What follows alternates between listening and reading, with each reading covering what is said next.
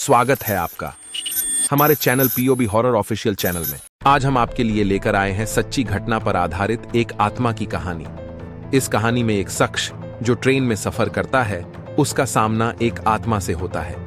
क्या है इस कहानी का रहस्य जानने के लिए बने रहे हमारी कहानी में। अगर आप हमारे चैनल पर नए हैं तो चैनल को सब्सक्राइब करके आप हमारी कहानियों से जुड़ सकते हैं और आनंद ले सकते हैं हमारी डरावनी मिस्ट्री से भरी कहानियों का। चलते हैं हमारी कहानी की ओर। आप अपने ईयरफोन और हेडफोन लगा लीजिए।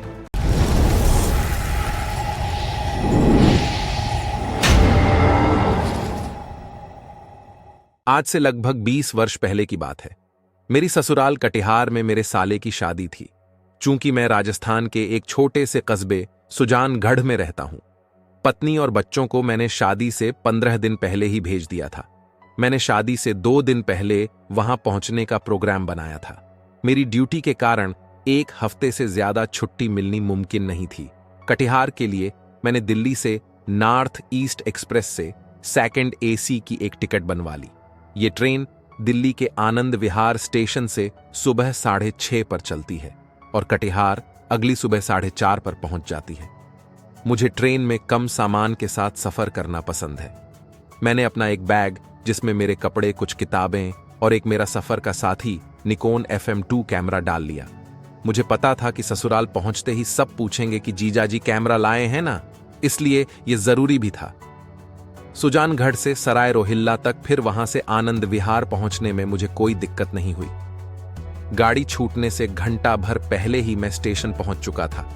मैंने वहीं एक स्टॉल से चाय ली और चुस्कियां लेते हुए ट्रेन खुलने का इंतजार करने लगा।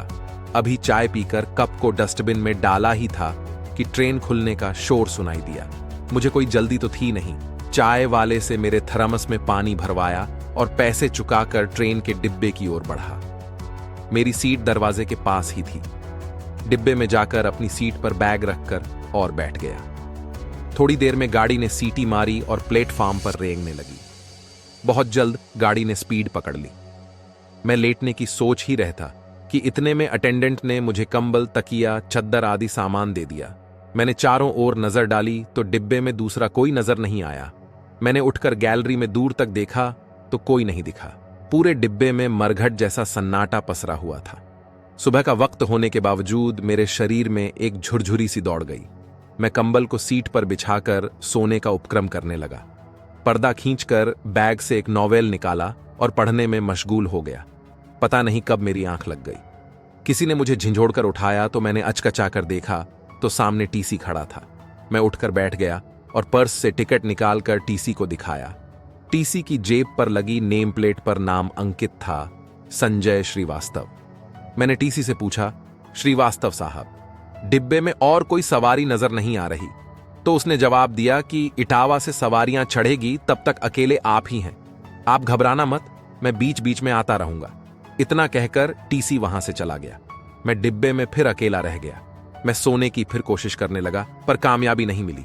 सिरहाने रखी किताब को पढ़ने की कोशिश की पर किताब के अक्षर भंवर जाल में घूमते नजर आए। आखिरकार किताब को फिर से सिरहाने रखा और ससुराल में शादी की गहमा गहमी के बारे में कल्पनाएं करने लगा। ट्रेन की गति कुछ धीमी हुई तो मैंने सोचा कोई स्टेशन आया है। खिड़की के शीशे से बाहर झांका तो इटावा का बोर्ड नजर आया। मन को तसल्ली हुई कि अब अकेलेपन से निजात मिलेगी। वेंडर्स और सवारियों का शोर काफी बढ़ गया था। मेरी सीट चूंकि दरवाजे के पास ही थी सो 3 सवारियों को चढ़ते देखा। मुझे वे देहाती लोग दिख रहे थे। हाथ में लोहे का एक ट्रंक और झूठ का एक बड़ा थैला पकड़ रखा था। मुझ पर एक नजर डालकर वे गैलरी में आगे बढ़ गए। मुझे ये एसी में बैठने वाली सवारियां कतई नहीं लग रही थीं। एक अधेड़ावस्था का पुरुष, स्त्री और एक 15-16 साल का लड़का उनके साथ था। तभी रेलवे का पेंट्री कार का अटेंडेंट आया और भोजन के बारे में पूछा। मैंने भोजन का ऑर्डर दिया और पूछा कब तक आएगा। वो बोला, बाबूजी 1 बजे कानपुर स्टेशन आएगा तब दे दूंगा। मैंने स्वीकृति में सिर हिलाया। तब तक वह जा चुका था। मेरी पलकें पुनः भारी होने लगीं तो मैंने सोचा कानपुर आने तक थोड़ा सो लेता हूं और मैं नींद के आगोश में चला गया। अचानक पेंट्री कार वाले ने मुझे टहोका और भोजन की थाली मेरी सीट पर रखकर चला गया। मैंने शीशे से बाहर झांका तो कानपुर स्टेशन था। मैं टॉयलेट के लिए सीट से उठकर परले सिरे वाले टॉयलेट की ओर गया ताकि डिब्बे में और कितनी सवारियां हैं इसका जायजा ले सकूं। मुझे डिब्बे के मध्य भाग में वही 3 देहाती सवारियां बैठी दिखी। मैंने अनुमान लगाया शायद टीसी को कुछ पैसे देकर इस डिब्बे में बैठे हैं। यहीं आसपास की सवारियां होगी। मैं फ्रेश होकर वापस आया और भोजन करने में जुट गया। भोजन करके थोड़ा पानी पिया और कलाई घड़ी में समय देखा तो दोपहर के 2 बज रहे थे। मैं फिर लिहाफ ओढ़कर लेट गया। ऐसी घनघोर नींद आई कि शाम के 6 बजे तक सोता रहा। गाड़ी की स्पीड धीमी देख लगा कि कोई बड़ा स्टेशन आ रहा है। डिब्बे में पूरे दिन मैं लगभग अकेला ही रहा या फिर वो 3 देहाती सवारियां। सोचा अब तो कोई जरूर आएगा। मुगलसराय स्टेशन था। बाहर खूब चहल पहल नजर आ रही थी। इतने में एक सुदर्शन युवक, यही कोई 20-21 साल का रहा होगा, ने डिब्बे में प्रवेश किया। मैंने ध्यान से उसे देखा।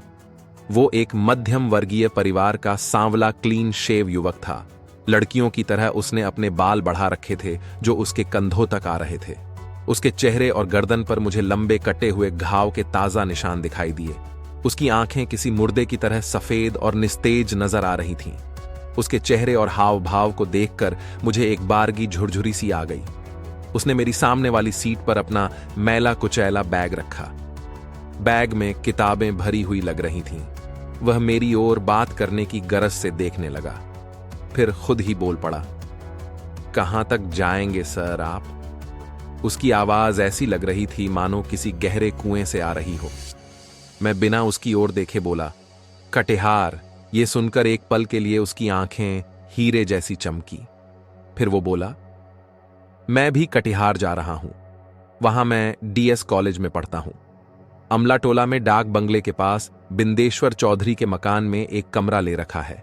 उसमें एक दोस्त के साथ रहता हूं। फिर उसने पूछा, क्या आप भी कटिहार में रहते हैं? मैंने कहा, नहीं, मेरा ससुराल है वहां। साले की शादी में जा रहा हूं। अब मैंने भी समय गुजारने के लिए उससे बातचीत शुरू कर दी। पहले देखते ही वो मुझे एकदम पसंद नहीं आया था, पर अब लग रहा था कि वो इतना भी नापसंद के काबिल नहीं था। बातचीत को आगे बढ़ाते हुए मैंने पूछा, तुम्हारा गांव कौन सा है? पिताजी क्या करते हैं? उसके चेहरे पर अचानक दुख के भाव दृष्टिगोचर हुए, पर उसने कहा, यहीं कटिहार के पास सेमापुर है, वहीं का रहने वाला हूं। गांव में खेती बाड़ी है, पर चाचा के साथ जमीन का झगड़ा चल रहा है। मैंने उससे नाम पूछा तो वो बोला, राम प्रकाश महतो है मेरा नाम। फिर मेरे बिना पूछे बात बताता चला गया और बोला, मेरे चाचा ने मेरी मां और पिताजी को जमीन के लालच में मार डाला, पर कोई सबूत न होने की वजह से वे खुले घूम रहे हैं। मैंने अफसोस जताते हुए पूछा कि यह कब की बात है, तो उसने कहा, करीब 6 महीने पहले की बात है। उसकी आवाज अब भी ऐसे ही आ रही थी, मानो कोई कुएं में बोल रहा हो। मैं उसके साथ बातचीत कर ही रहा था कि एक दुबला पतला मरघिल्ला सा टीसी आया। यह पहले वाला नहीं था। उसने चार्ट देखकर मेरी तरफ देखा और अपनी गर्दन को हल्की सी झुंबिश दी। उसके चेहरे पर ऐसे भाव थे मानो मैं पागल हूं और अकेला अपने आप से बात कर रहा हूं। मेरी सामने वाली सीट पर एक पल के लिए उसने नजर डाली, फिर मेरी ओर पुनः देखकर वापस मुड़ गया, मानो मेरे सामने कोई था ही नहीं। मुझे आश्चर्य हुआ कि टीसी ने उस युवक से टिकट के बारे में क्यों नहीं पूछा, मानो वहां कोई बैठा ही न हो। टीसी के जाने के बाद युवक के होठों पर एक मंद मुस्कान खिल गई। मुझे उसकी उस रहस्यमयी मुस्कान से डर लगने लगा। अब युवक ने मुझसे पूछा, सर, आपके ससुर क्या करते हैं? मैं बोला, फल पट्टी में चाय पत्ती की दुकान है, शर्मा टी स्टोर्स के नाम से। यह सुनकर वो चहकता सा बोला, मैं जानता हूं उनको, मैं चाय पत्ती वहीं से लाता हूं। मनोज, किशन को अच्छे से जानता हूं। मुझे आश्चर्य मिश्रित प्रसन्नता हुई। मैं उसकी बातों से अब ऊबने लगा और कुछ आलस्य सा आने लगा। इतने में एक चाय वाला आया। मैंने उससे पूछा, चाय अच्छी है क्या? वो बोला, बाबूजी पहले पी कर देख लो, अच्छी ना हो तो पैसे मत देना। मैंने उससे 2 कप चाय ली। 1 कप उस युवक की ओर बढ़ा दिया। युवक ने कृतज्ञ भाव से मेरी ओर देखा और धीरे धीरे चाय पीने लगा। चाय वास्तव में खालिस दूध की बनी थी। पीते ही तन में स्फूर्ति आ गई। बातों बातों में समय का पता ही नहीं चला और रात के 9:30 बज गए। दानापुर स्टेशन आ गया था। मुझे भूख बिल्कुल नहीं थी, इसलिए खाने का इरादा मुलतवी कर दिया। मैंने सामने वाली सीट पर नजर दौड़ाई तो वहां कोई नहीं था। मेरी आंखें फटी की फटी रह गईं कि 1 सेकंड पहले तो यहीं बैठा था वो, अब अचानक कहां गायब हो गया। ऐसा तो किस्से कहानियों में होता है। मेरे शरीर में भय की एक सिहरन सी दौड़ गई। मैंने मन को दिलासा दी कि हो सकता है वो टॉयलेट की तरफ गया हो। मैं इंतजार करने लगा। मैंने मेरी रेडियम डायल वाली घड़ी पर नजर डाली जो 10:15 बजा रही थी। मुझसे रहा नहीं गया और मैं टॉयलेट की तरफ देखने चल पड़ा, शायद वहां कहीं खड़ा हो। मैंने पूरे डिब्बे का चक्कर लगा लिया, टॉयलेट तक चेक कर लिए, कहीं कोई नहीं था। दरवाजे भी बंद थे। पूरे डिब्बे में मेरे अलावा वे 3 देहाती जरूर थे जो जोर जोर से बातें कर रहे थे। एक बारगी मुझे भय का एहसास हुआ और न चाहते हुए भी भूत प्रेतों के किस्से मेरे मन मस्तिष्क में तांडव करने लगे। मेरे मसामों ने ढेर सारा पसीना उगल दिया। मैंने ऐसे डरावने विचारों को दरकिनार कर दूसरी बातों को सोचने की कोशिश की, पर असफल रहा। मेरी आंखों के सामने बार बार राम प्रकाश महतो नाम के उस युवक का चेहरा नजर आ रहा था, जिसमें कभी उसकी आंखों में क्रोध की ज्वाला दिखाई देती, कभी बेबसी और आंसुओं से लबरेज आंखें। मैंने लाख कोशिश की कि इस बारे में न सोचूं, पर सोच पर किसी का वश चला है क्या। आखिरकार मैं मन ही मन हनुमान चालीसा का जाप करता हुआ मुंह तक लिहाफ ओढ़कर सो गया।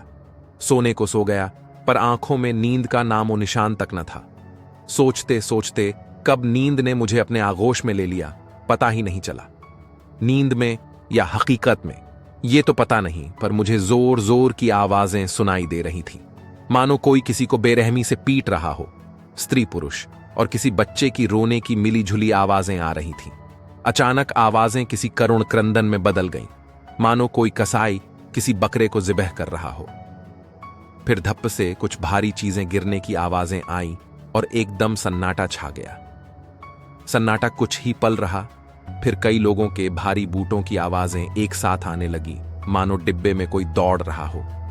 मुझे लगा मैं अचेत होने वाला हूं। अब मुझे कुछ सुनाई नहीं दे रहा था। मेरा मस्तिष्क ब्रह्मांड में परवास कर रहा था। मैं संजा शून्य हो चुका था। थोड़ी देर बाद मुझे लगा कोई मुझे आवाज देकर और झिंझोड़कर उठाने की कोशिश कर रहा है। मैंने बड़ी मुश्किल से मिचमिचाकर अपनी आंखें खोली तो 3-4 लोगों को मेरे चेहरे पर झुका पाया। वो मरघिल्ला सा टीसी मेरे चेहरे पर पानी के छींटे मार रहा था और बोल रहा था, उठिए बाबू साहब, उठिए। कितनी देर से आपको उठाने की कोशिश कर रहे हैं। डिब्बे में 3 लाशें पड़ी हैं और आप बेहोश। आपको अब होश आया है। ये सुनकर मैं उठ बैठा और घबरा कर पूछा, किसकी लाशें पाई गई हैं? टीसी के साथ रेलवे का पुलिस इंस्पेक्टर खड़ा था। उसने कहा, डिब्बे के बीच में 3 देहाती लोगों की लाशें पाई गई हैं, 2 पुरुष और 1 स्त्री की। मेरी आंखों के सामने उन तीनों देहातियों के अक्स तैर गए। मुझे कुछ भय भी लगने लगा। टीसी बोला, आप तो बेहोश थे और उन तीनों के अलावा डिब्बे में और कोई नहीं था। दोनों तरफ के दरवाजे अंदर से बंद थे। फिर कोई कैसे इन 3 लोगों को मौत के घाट उतार गया? क्या कातिल हवा बनकर गायब हो गया? गाड़ी की रफ्तार कुछ धीमी पड़ गई। टीसी ने मेरे हाथ में पानी की एक बोतल पकड़ाई और बोला, ये थोड़ा पानी पी लें। मैंने एक घूंट पानी पीकर जैसे ही गर्दन सीधी की, इंस्पेक्टर के पीछे वहीं युवक राम प्रकाश महतो खड़ा नजर आया। युवक की आंखों में खुशी और कुटिलता के भाव नजर आए। अगले ही पल वो धुएं की शक्ल में बदला और वहां से गायब हो गया। मैं भौंचक्का रह गया। कुछ जरूरी खाना पूर्ति कर और मेरा नाम पता लिखकर मुझे जाने को कहा और रोकने के लिए इंस्पेक्टर और टीसी ने मुझसे माफी मांगी। मैंने कहा, कोई बात नहीं। रेलवे स्टेशन पर मेरा छोटा साला रवि मेरा इंतजार कर रहा था। मिलते ही उसने प्रणाम किया और बैग मेरे हाथ से ले लिया। प्लेटफॉर्म से बाहर आकर हमने एक रिक्शा पकड़ा और घर की ओर चल पड़े। घर आकर मैंने ट्रेन की पूरी घटना सबको बताई तो सबके मुंह खुले के खुले रह गए। मैं नहा धोकर नाश्ता करके तैयार हुआ। मेरा मंझला साला किशन भी दुकान जाने के लिए तैयार था। मैंने कहा, मैं भी तुम्हारे साथ चलता हूं। उसने स्कूटी बाहर निकाली और मैं उसके साथ पीछे बैठ गया। मैंने उससे कहा, अमला टोले के पास डाक बंगले पर 2 मिनट रोकना। डाक बंगले से सटा हुआ एक पुराना मकान मुझे दिख गया, जिस पर बिंदेश्वर चौधरी की नेम प्लेट लगी थी। मैंने दरवाजे की कुंडी खटखटाई तो एक सज्जन बाहर आए। मैंने उन्हें उनके घर रह रहे कॉलेज स्टूडेंट के बारे में पूछा तो बोले, अभी भेजता हूं। वो अंदर गए ही थे कि एक 19-20 साल का सांवला सा युवक बाहर आया। मैंने बिना कोई औपचारिकता के रामप्रकाश महतो के बारे में उससे पूछा तो उसकी आंखें डबडबा आईं और बोला, साहब, हम साथ ही पढ़ते थे, पर 6 माह पहले उसके चाचा ने जमीन के झगड़े में राम प्रताप और उसके माता पिता की हत्या कर दी। उसका पूरा परिवार समाप्त हो गया। ये कहकर युवक सुबकने लगा। मैंने युवक के कंधे पर हाथ रखा और कहा कि ईश्वर को यही मंजूर था।